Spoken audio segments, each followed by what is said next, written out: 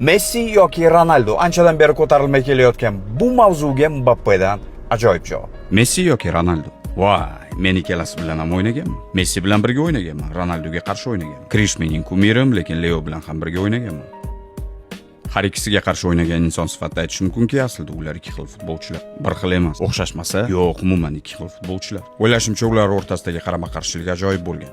Ularda hamma narsa bir-biriga teskari. Bittasi o'ng oyoq, ikkinchisi chap, bittasining bo'yi baland, ikkinchisi pastroq. Birining harakatlari ajoyib, ikkinchisining jismoniy holati zo'r. Birida kuch bo'lsa, ikkinchisi o'yinni yaxshiroq o'qiydi.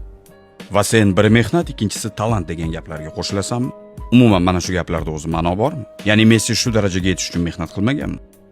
Bilasanmi, bunday gaplarni aytadiganlar hech qachon futbol o'ynab ko'rmagan. Men har doim shu gaplarni qaytaraman. Ham bu gaplar futbol o'ynamaydigan insonlarning gaplari. Agar menga Ronaldoda talant yo'q, Messi mehnat qilmagan desang, demak sen hech qachon futbol butsalarini kiyib mashg'ulot o'tkazmagansan. Bunday deydigan odamlar butsa kiyib har kun mashg'ulot qilganiga ishonmayman.